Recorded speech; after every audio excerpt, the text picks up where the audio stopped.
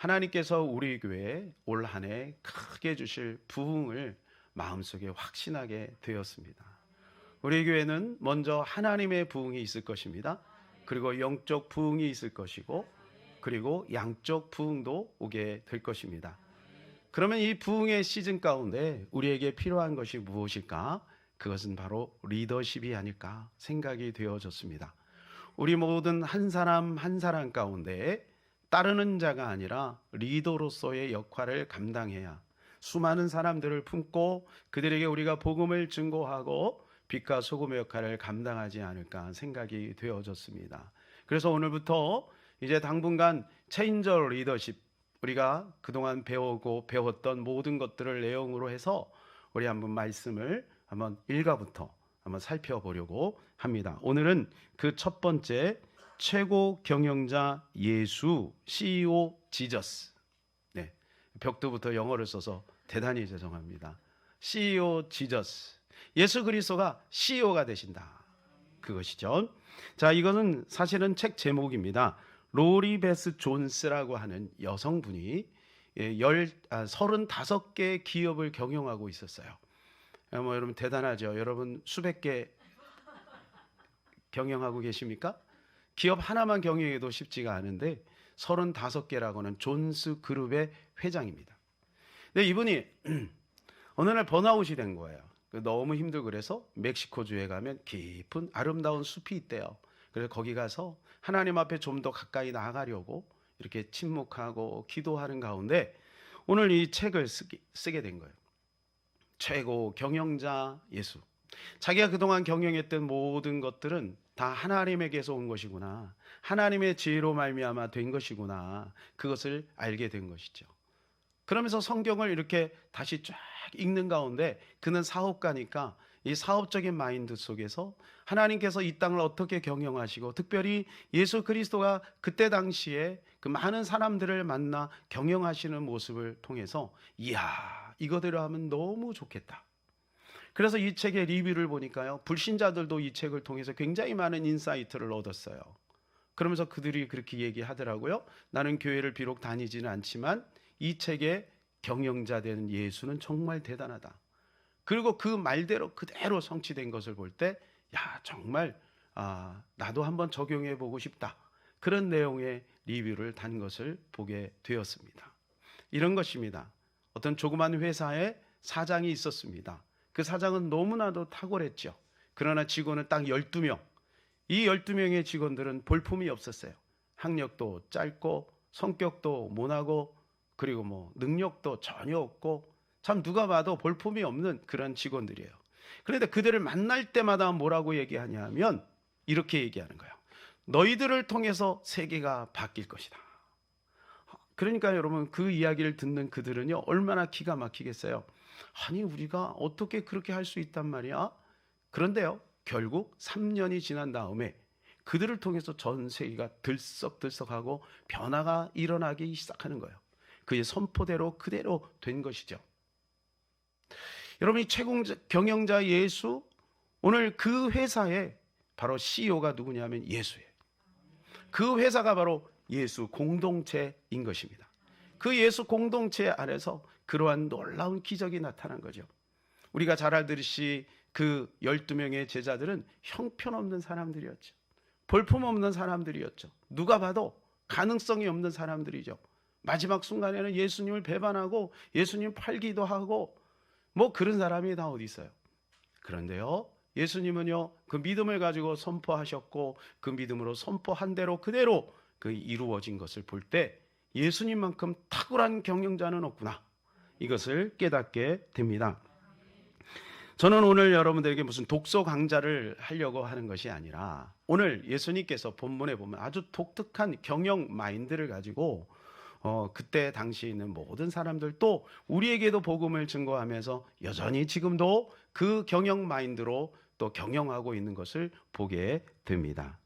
한 나라의 국가에는 통치 철학이 있습니다. 가정에는 가훈이 있습니다. 교회도 목회 철학이 있는 것이죠. 여러분 개인도 여러분 나름대로의 계획이 있죠. 그러면 그것을 우리가 알고 가는 것과 모르고 가는 것은 다른 것이죠. 여러분 올해 한 해 비전을 다 세우고 그다음 구체적인 비전 가운데 실행 지침을 다 세우셨습니까? 아직도 혹시 세우지 않으신 분들이 있다면 꼭 세우시기를 축복합니다. 그게 있어야 돼요. 내가 어디로 가는지도 모르고 그냥 가게 되면 좌충우돌, 그리고 결과는 별로 좋지 않을 것입니다. 그러므로 오늘 예수님이 어떻게 우리를 경영하고 있는지에 대해서 우리는 좀 더 명확히 알면 그 안에서 우리는 자유를 누리고 기쁨을 누리고 또 우리의 인생의 아름다운 결과들을 만들게 될 겁니다. 첫 번째는 생명 경영입니다. 뭐라고요? 네, 큰 소리로 한번 읽어볼까요? 네, 생명 경영입니다.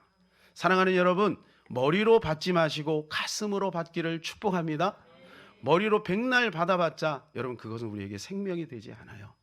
가슴으로 꼭 받으시기를 축복합니다. 가슴으로 받아야 돼요. 여러분, 예수 그리스도는요 생명 경영을 이루고 있다는 거예요. 우리 10절 말씀 같이 한번 읽어볼까요? 도둑이 오는 것은 도둑질하고 죽이고 멸망시키는 것뿐이요 내가 온 것은 양으로 생명을 얻게 하고 더 풍성히 얻게 하려는 것이라. 할렐루야. 생명을 얻게 하신다. 주님은 우리가 생명을 얻기를 원하시는 거예요. 여러분, 예수님이 왜 이 땅에 오셨겠습니까? 우리에게 생명을 주고자 오신 겁니다. 그것이 가장 첫 번째 예수님의 과제였어요. 그것이 예수님의 첫 번째 인류를 향한 간절한 소원이었어요. 오직 우리에게 생명을 주고자 하는, 지옥으로 갈 백성들을 천국으로 인도하고자 하는 것이죠. 다 망가지고 상처받고 그리고 고통 가운데 있는 수많은 백성들을 보며 예수님이 눈물을 지으면서 그들에게 생명을 주기를 원하신 것이죠. 그래서 양과 선한 목자의 비유를 하신 거예요. 선한 목자는 양들을 생명으로 인도하는 거예요. 그러나 삭구는 양들을 버리고 떠나가는 거예요.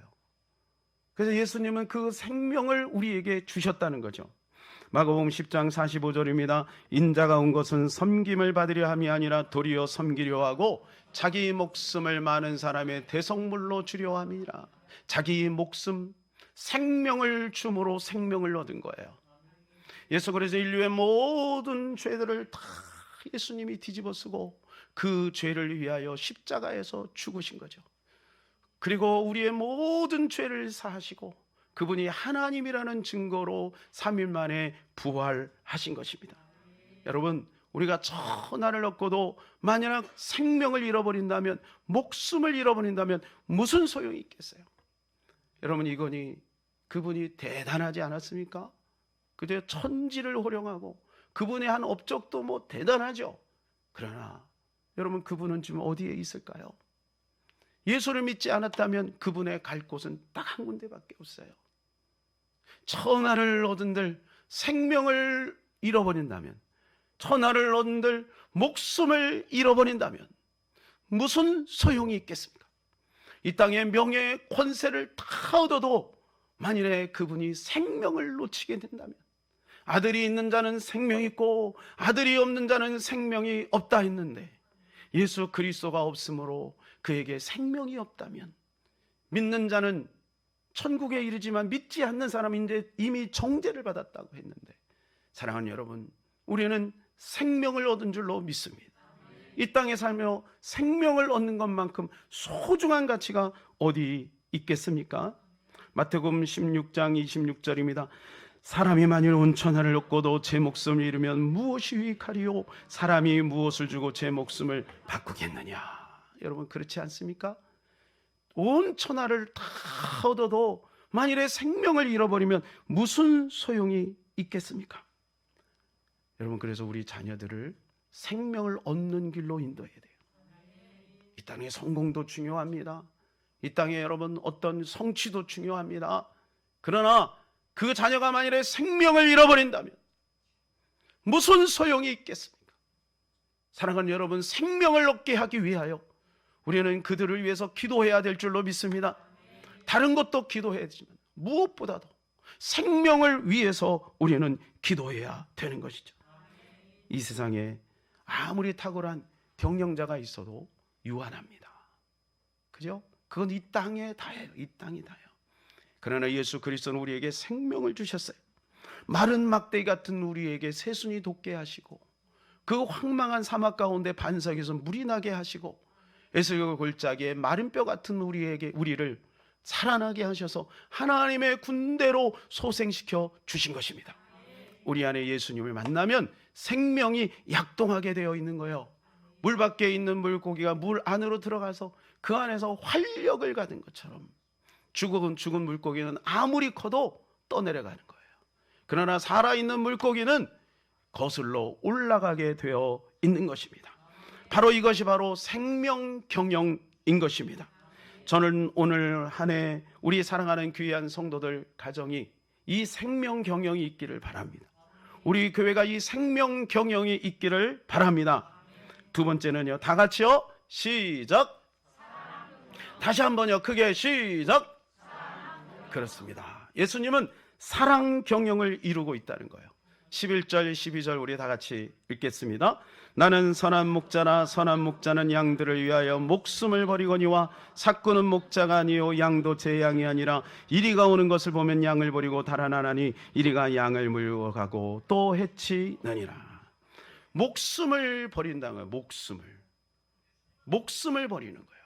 예, 바로 그것이 사랑인 거예요. 사랑. 목숨을 버리면서까지 우리를 사랑하신 사랑이에요. 그러나 삭구는 어떻게 해요? 양이 위험에 처하면요 도망가 버리는 거예요. 도망가 버려요. 그러나 예수님은요 선한 목자라. 그래서 우리를 위해서 사랑을 베풀어 주신 것이죠. 네. 그런데 이 사랑은 어떻게 해서 가능해졌느냐? 바로 아버지의 사랑을 받았기 때문에 가능한 거예요. 하나님 아버지의 사랑을 받는 거예요. 그 성자 예수님이 그래서 사랑으로 충만한 거죠. 우리 17절을 같이 한번 읽겠습니다. 내가 내 목숨을 버리는 것은 그것을 내가 다시 얻기 위함이니 이로 말미암아 아버지께서 나를 사랑하시느냐. 이 사랑을 받으셨기에 사랑하는 거예요. 여러분, 그래서 사랑을 받은 자가 사랑해요. 사랑이 안 되는 사람은 사랑을 받지 못해서 그래요. 특별히 우리 한국 사람들은요 사랑을 많이 받지 못했어요. 그래서 95점 맞아갖고 아버지한테 막 자랑하면 정신 차리고 5점만 올려라. 100점을 맞아도 소용없어요. 100점을 맞으면 긴장해. 쫓아오는 놈 많아. 긴장해라. 그런 거죠. 그리고 이제 남의 가서는 막 또 자랑하는 거예요. 그 아들에게 사랑을 베풀 줄 몰라요. 딸들에게 사랑을 베풀 줄 몰라요. 그러다 보니까 사랑을 받지 못한 거예요.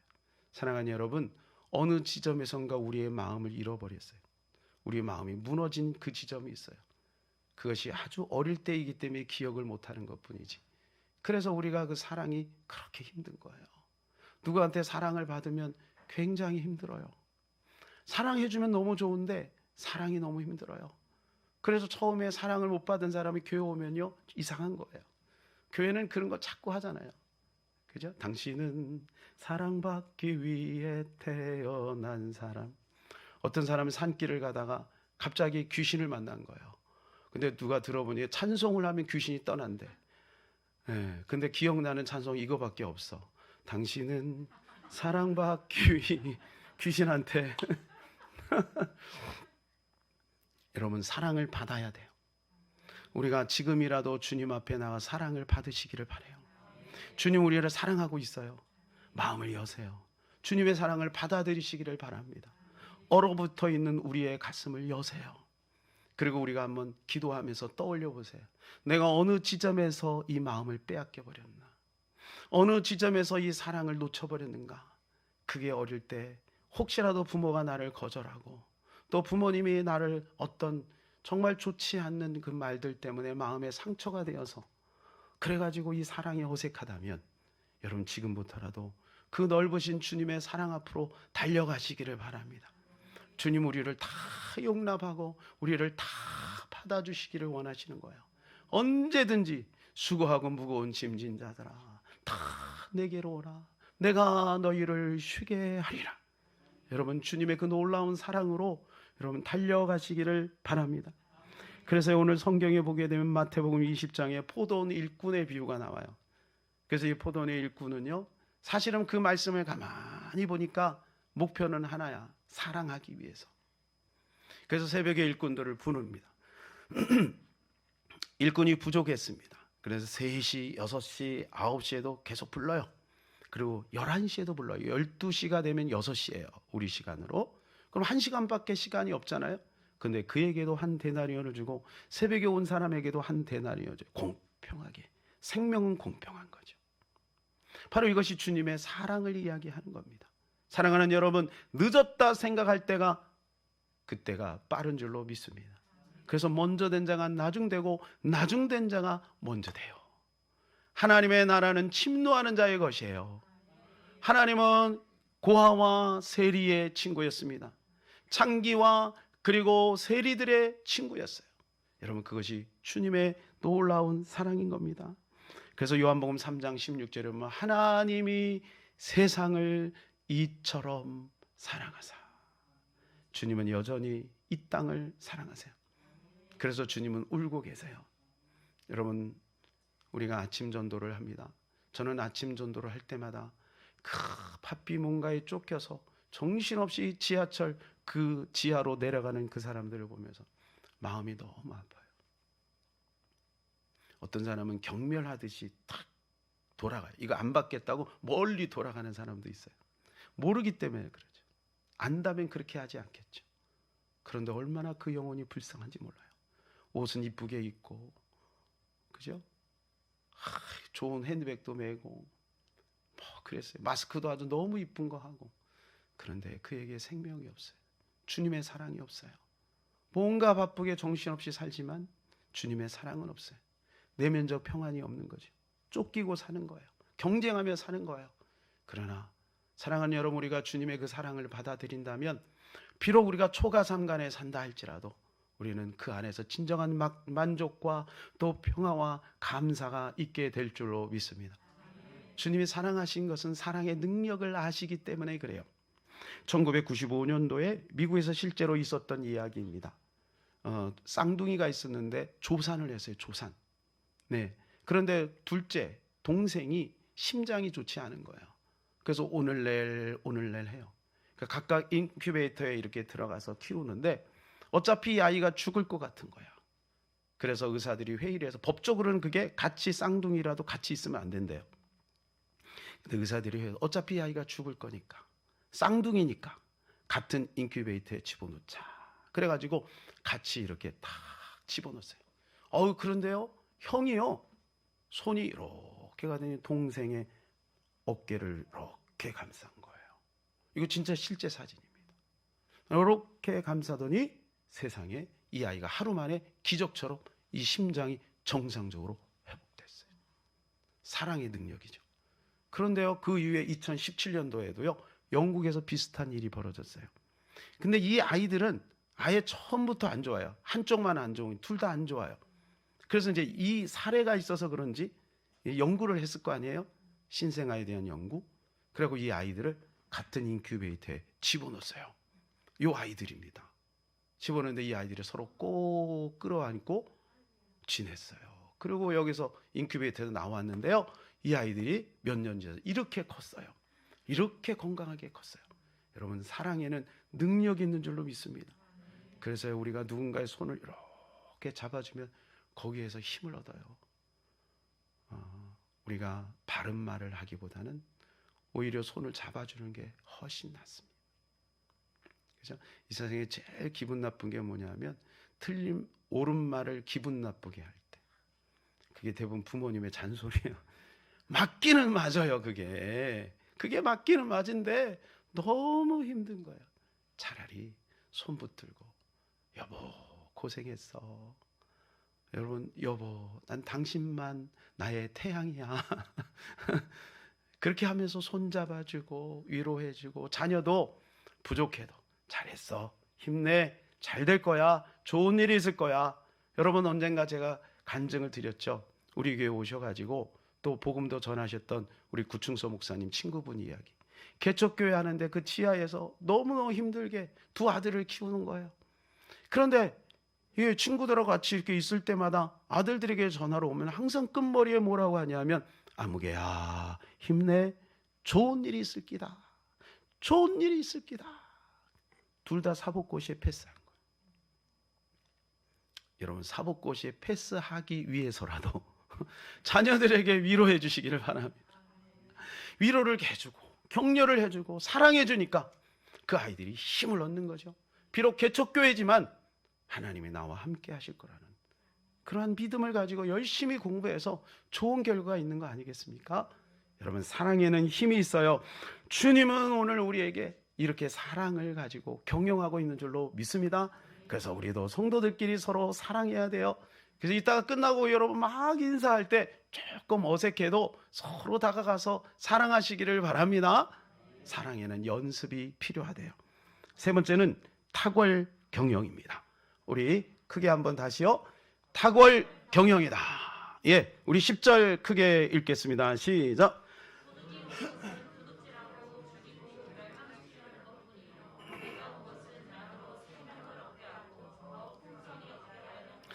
여기 풍성이 없게 하신다라고 하는 이 말은 원어가 뭐냐면 페리소스예요. 페리소스. 이걸 뭐냐? 뛰어나다, 비범하다, 충분하여 흘러넘치다, 그런 뜻이에요. 그러니까 주님이 하시는 경영은 뭐냐? 아주 탁월한 거죠. 넘치는 거죠. 부족하지 않은 겁니다. 여러분, 주님은요 오늘도 아주 기가 막히게 이 땅을 경영하고 있어요. 한 다이빙 선수가 있었습니다. 여자분인데요. 젊을 때 다이빙 훈련을 하다가 이 다이빙 발판 있지 않습니까? 그 발판에 허리가 다친 거예요. 그래서 온몸이 마비가 돼버렸어요. 온몸이 마비가 됐어요. 움직일 수가 없는 거예요. 이제 인생 끝난 거죠. 결혼은 어떻게 하고 직장은 어떻게 가지며 이제 살 길도 막막한 겁니다. 근데 한 전도자가 그에게 찾아갑니다. 그리고 그에게 계속해서 복음을 준 거예요. 처음에 복음을 받질 않죠. 가서 이제 이야기를 했어요. 당신은 하나님이 당신을 사랑함을 압니까? 그랬더니 이 소녀가 화가 났어요. 사랑이요? 아니, 사랑한다는 것이 기껏 이것입니까? 그렇다면 당신이 섬기는 그 하나님에게 가서 전하세요. 제발 날 사랑하지 말고 그냥 가만히 내버려 달라고. 근데 이 전도자는 포기하지 않고 우리가 끝까지 가서 복음을 전했어요. 근데 이 여인이 그 말씀을, 하나님의 말씀을 받고 이제 어느 정도 복음이 들어갔어요. 그러자 이 전도자가 그에게 이렇게 요구합니다. 당신이 만일 이 고통 속에서 하나님 앞에 감사한다면 당신은 하나님께 아주 놀랍게 쓰임받을 수 있을 것입니다. 그가 기도하면서 깨달은 건지 예언적인 메시지를 한 거죠. 그녀는 나중에 간증을 하면서 이렇게 고백을 했어요. 나는 그때 그 이야기를 듣고 이런 결심을 했다. 좋다. 그렇다면 나는 이를 악물고 감사해 보겠다. 어떻게 해요? 이를 악물고 감사해 보겠다. 감사할 게 없잖아요. 그러니까 이를 악물고 감사해야 되겠다. 근데요, 이상하게 감사를 하기 시작하니까 마음이 조금씩 눈 녹듯 녹는 거예요. 그 마음에 약간의 평안이 오더니 이상하게 주님을 위해서 뭔가를 하고 싶은 생각이 들기 시작하는 거예요. 근데 자기가 할 수 있는 것이 아무것도 없어요. 설거지도 못하지, 운동도 못하지, 전도도 못하지, 너무너무 할 게 없는 거예요. 그런데 가만히 생각해, 입은 움직이는 거야. 입. 그래서 이 입 가지고 뭐냐면은 그림을 그리기 시작했대요. 저건 이제 많이 성장해서 이제 어른이 돼서 한 거예요. 저렇게 그림을 그려. 그 그림이 너무너무 아름다운 거예요. 근데 굉장히 이 그림 게 이게 특수하잖아요. 그냥 뭐 평범한 사람이 그리는 게 아니니까. 그래 우연하게 이 그림을 그리는 이 펜, 이게 질레트 그 회사래요. 질레트 컴퍼니라고 하는 회사. 이 사장이 그걸 알게 된 거예요. 이 사연을 듣고 감동이 된 거예요. 그래서 이 소녀를 자기 회사의 명예 직원으로 평생 채용하기로 했어요. 그리고 이 회사 사장이 꿍꿍이 속이 있었어요. 그래가지고 자기의 상품을 내놓을 때마다 이 소녀의 사진을 붙여갖고 내놓은 거예요. 그 사람들이 감동이 되잖아요. 그러니까 그 회사는 엄청나게 잘 되는 거죠. 그죠? 그런데요, 이 여인이 거기다 그림을 그려놓고 끝에 머리에 항상 PTL이라고 적는데 PTL. 이건 뭐냐면 Praise the Lord. 주님을 찬양합시다. 그런 뜻이에요. 주님을 찬양합시다. 그래서 사람들이 궁금할 거예요. PTL이 뭐냐 도대체. 그러다가 이제 그 사연을 알게 된 거예요. 주님을 찬양하자고? 아니 세상에 저 여인이 무슨 주님을 찬양할 게 있단 말이야? 그러면서 마음에 감동을 받는 거예요. 그래서 수많은 사람이 주께로 돌아온 거예요. 여러분, 조금 감사했더니 길이 열리죠. 먹고 사는 문제가 아니라 그 다음에 길이 열려서 나중에는 어디 방송부에까지 방송까지 하게 되었어요. 방송. 예, 그 다음 사진 보여. 저렇게 방송까지요. 혹시 여러분 방송 하십니까?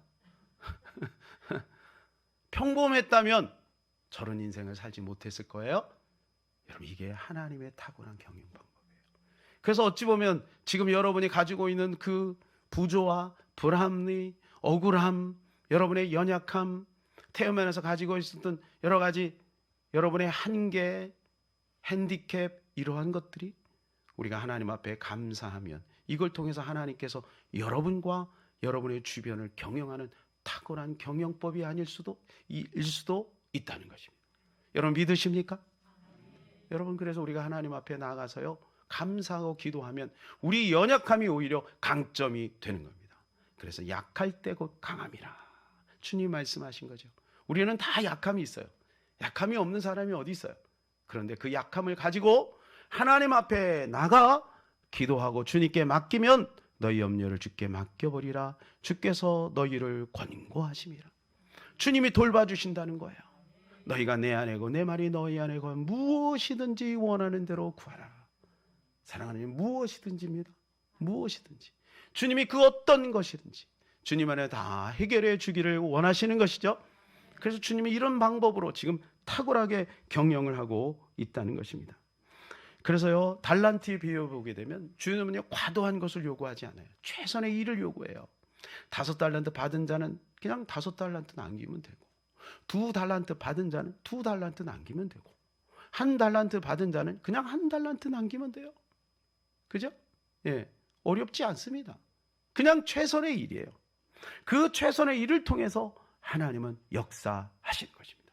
여러분, 이 원리를 아십니까? 무한대 곱하기 0은 0이고 무한대 곱하기 1은 무한대입니다. 여기서 중요한 것은 뭐냐 하면 0이 되면 안 돼요. 무한대는 하나님이고 0과 1은 우리예요. 어떤 사람이 0으로 사는 사람이 있고 어떤 사람이 1로 사는 사람이 있다는 거예요.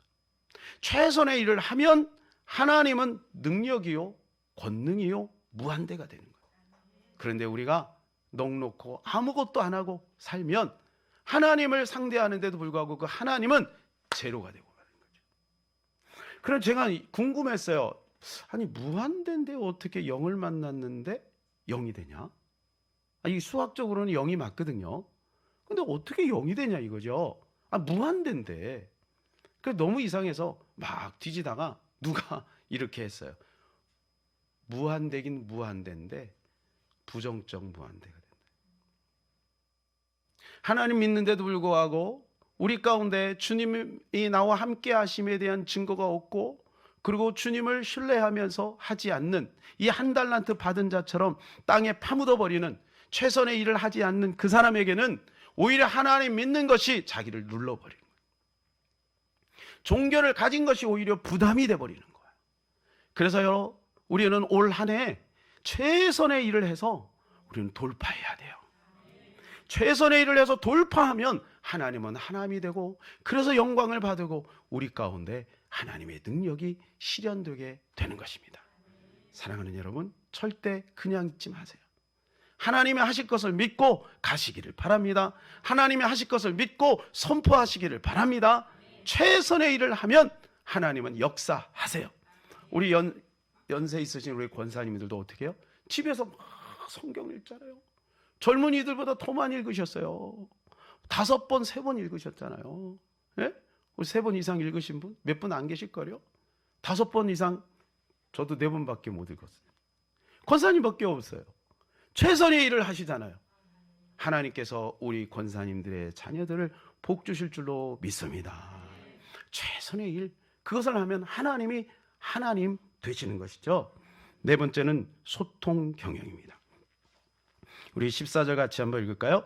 나는 선한 목자라, 나는 내 양을 알고 양도 나를 아는 것이. 여기 안다라고 하는 말은 무슨 말이냐면 원어가 기노스코입니다. 기노스코.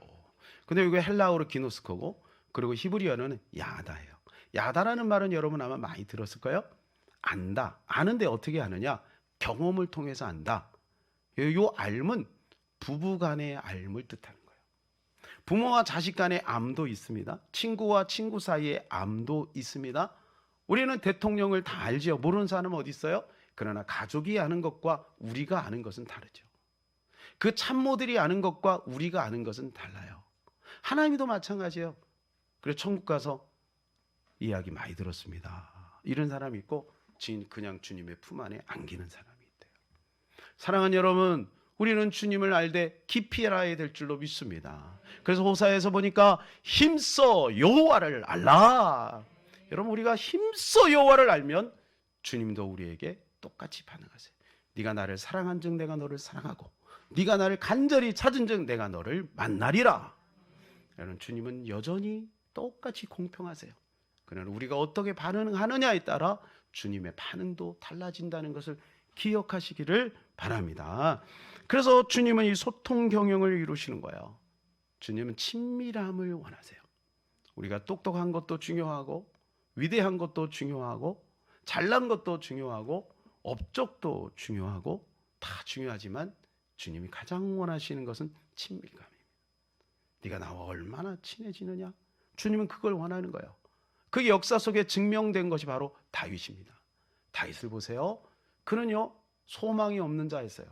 가정 안에서도 8번째로 막내로 홀대를 받았어요. 뭔 이유인지. 그래서 시편에서 이렇게 고백을 해요. 부모는 나를 버릴지라도 여호와는 나를 품는다. 그만큼 가정에서도 어려움이 있었던 거죠. 그러나 다윗이 잘한 것이 있어요. 그것은 외로운 시간에도 늘 주님을 바라봤다는 거예요. 심지어는 시편 119편에 보니까 하루에 7번씩 주님을 찬양하고 아침 일찍 일어나서 하나님의 말씀을 묵상하고 밤늦게까지 하나님의 말씀을 사모했다고 되어 있어요. 다윗만큼 하나님과 함께하고 다윗만큼 하나님을 사랑한 사람이 역사 속에서 그리 많지 않습니다. 여러분, 그렇게 했더니 어떻게 해요? 하나님이 다윗을 높여주시는 거예요. 그는 내 마음에 합한 자라 내 뜻을 다 이루리라. 여러분, 하나님이 사인하면요 안 될 게 없는 거예요. 하나님이 사인하면요 기적은 상식이 되는 거예요. 그래서 주님은 우리와 소통하기를 원하신다는 것입니다. 저는 우리 부모님들에게 부탁을 드리고 싶어요. 우리 자녀들이 하나님과 소통하는 자녀들로 목적을 삼으시기를 바라요. 우리 자녀들이 예수 믿고 잘 되고 똑똑해지고 훌륭해지는 것에 목적을 삼지 마시고 우리 자녀들이 주님과 소통이 되는 자, 친밀감이 있는 자, 그런 자가 되기를 여러분 기도하시고 그 방향으로 나아가시기를 예수님의 이름으로 축복합니다. 진짜 마음은 자녀들이 알아요. 진짜 마음은. 그래서 부모님의 뒷모습 그거 보고 배운대잖아요. 부모님이 어떤 것에 가치관을 두고 있는가 그거 보고 배운대잖아요. 사랑하는 여러분, 우리는 우리 자녀들을 진짜 사랑한다면 우리 자녀들을 그렇게 키워야 될 줄로 믿습니다. 목사의 최선의 일은 뭘까? 그것은 바로 여러분들이 주님과 소통하도록 만드는 것. 그래서 우리 체인저 리더십도 하고 또 성경 통독도 하고 또 연말연시에 우리가 기도회도 하고 하는 것입니다. 여러분, 우리가 주님과 소통이 됨으로 말미암아 주님과 하나가 되어서 친밀감이 있는 올 한 해 되시기를 예수님의 이름으로 축복합니다. 마지막 5번째는 필요 경영입니다. 9절 우리 다 같이 한번 읽겠습니다. 내가 아무니 누구든지 나로 말미암아 들어가면 구원을 받고 또 들어가며 나오며 꼴을 얻으리라. 꼴을 제공해 주시는 거예요. 꼴. 양에게 있어서 꼴은요 생존이죠. 여러분, 우리에게 있어서 여러분의 필요는 무엇인가요? 주님은 우리의 필요를 채워주기를 원하십니다. 그리스도 예수 안에서 너희 모든 쓸 것을 채우시리라. 여러분, 이게 주님의 약속입니다. 여러분이 쓸 것이 필요합니까? 하나님께 구하시기를 바랍니다. 하나님은 주신다고 말씀해 주셨어요. 그래서 오늘 주님은 꼴을 제공해 주신 거예요. 지금 회사도요 이제는요 이 고객 중심의 경영을 해야 돼요. 이 탄소 문제가 심각하지 않습니까? 이제 소비자들이 눈을 떴어요. 그래서 이 탄소의 문제를 해결하지 않는 기업들은요 점점 멀리한대요. 유럽 같은 경우는 아예 그것을 리스트로 쫙 뽑아갖고 데이터로 뽑아서 그것을 공개하는 거죠. 탄소를 막 많이 발생하는 그러한 기업들은요, 소비자들이 멀리해요. 그래서 고객 중심의 경영, 고객의 니즈가 무엇인가를 알아야 된다는 거죠. 우리 교육자들이 요즘에 이 주변에 이제 식당을 몇 군데를 이제 가죠. 그런데요, 작년인가 재작년에 새로 개업하신 데가 있어요. 사람들이 얼마나 많은지 가서 먹으니까 맛도 있어요. 참 좋아요. 그런데 거기가 시작을 하면서 바로 그 위에 어떤 이제 식당이 있는데 그 식당에 잠시 주춤하더라고요. 왜냐하면 여기가 가격도 싸고 사람도 많이 가니까 아무래도 그쪽으로 들어갈 거 아니에요. 우리도 그쪽으로 올라가다가 중간에 있는 그쪽에서 먹었어요. 여러분 대충 어딘지 아실지 모르겠어요. 그런데요, 거기만 들어가면 약간 불편해. 음식은 맛있는데 우리 집사람도 가고 된통이 야단을 맞았어. 밥을 먹는데 불편해요. 들어올 때부터 뭔가 불편하게 해요. 말도 틱틱하고 막 그래요. 그런데요, 최근에 가보니까 손님이 점점 줄어요. 물론 음식이 맛있는 것도 중요하지만 요즘에 마음의 상처를 받으면서 밥 먹는 사람이 어디 있어요? 식당이 천지인데. 그러니까 사람이 점점 주는 거죠. 여러분, 고객 중심, 고객이 원하는 것이 무엇인지를 알아야 돼요. 예수님도 마찬가지입니다. 예수님도 오늘 마태복음 10장 7절에서 8절 같이 읽겠습니다. 가면서 전파하여 말하되 천국이 가까이 왔다 하고 병든 자를 고치며 죽은 자를 살리며 나병한 자를 깨끗하게 하며 귀신을 쫓아내되 너희가 거저받았으니 거저주라. 오늘 주님께서 복음을 전하실 때 반드시 백성들의 군중들의 필요를 채워주십니다. 병든 자를 고쳐주시고 귀신을 쫓아내고 나병한 자를 치료하시고 이렇게 주님은 그들의 필요를 채워주셨어요. 뿐만 아니라 12절이요. 또 그 집에 들어가면서 평안하기를 빌라. 평안을 비는 거예요. 평안. 그죠? 그래서 우리가 이 복음을 증거하는데 이런 지혜가 필요한 줄로 믿습니다. 예수 안 믿으면 지옥 가! 이렇게 하지 마시고 여러분에게 하는 거 아닙니다. 이런 말보다는 예수님 믿으면 너무 좋아요. 이 가정에 좋은 일이 있을 거예요. 이렇게 하면서 평안을 비는 거죠. 그들의 니즈를 우리가 공급해 주는 겁니다. 그래서 교회가 그런 일들이 필요한 거죠. 그래서 우리가 도서관을 만들고 주민들과 소통을 하는 거예요. 올해는 그 일에 조금 더 신경을 좀 쓰려고 합니다. 그들의 니즈를 채워주면서 자연스럽게 복음을 증거하는 거예요. 제가 한 회사를 소개하고 말씀을 맺고자 합니다. 이 회사는 아주 오피스텔에서 조그맣게 시작을 했어요. 처음엔 의욕이 굉장히 강했어요. 좋은 아이템도 있고 젊고 그런데 약간 자본금이 좀 부족해서 오피스텔에서 이제 시작을 합니다. 그래갖고 이제 웹 디자이너를 뽑는데 아무리 내도 사람들이 오지 않는 거예요. 근데 어떻게 해갖고 한 이제 여직원이 이제 거기에 지원을 했어요. 그래갖고 이제 약속 시간이 돼서 설레는 마음에 기다리고 있는데 그 직원이 문을 이렇게 열더니 이렇게 보더니 문을 쾅 닫고 가버렸어요. 그래서 하도 충격을 먹어갖고요. 전화를 해서 왜 그랬냐고. 두 가지. 첫 번째, 화장실이 하나인 거 보고 거기 남자 직원하고 어떻게 똑같은 화장실을 쓰겠어요. 두 번째, 아니 그 조그만 방에 남자 둘이 시커먼 남자가 둘이 앉아 있는데 자기하고 세 사람이 어떻게 일하냐 이거야. 그러니까 가버린 거야. 깨달았어요. 그렇구나. 직원들도 필요를 알아야 된다. 직원들의 편리성을 보면서 해야 되는구나. 그래가지고 이게 그 취업 그 센터가 있대요. 성남에.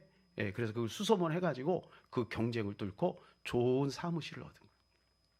그래서 직원들이 편리하게 잘 지낼 수 있도록 우리 교회도 그거 막 노력하잖아요. 막 귤도 갖다 놓고 사탕도 갖다 놓고 그 2층에다가 도서관 왔다 갔다 하면서 휴지도 갖고 가시고 갖고 가라고 사탕도 놓고 막 그랬더니 막 저녁이 되니까 하나도 없어요. 누가 갖고 갔나 생각해 보니까 정작 갖고 갈 사람 안 갖고 가고 다른 사람이 갖고 간 것 같아요. 그래서 밤엔 들여놔라.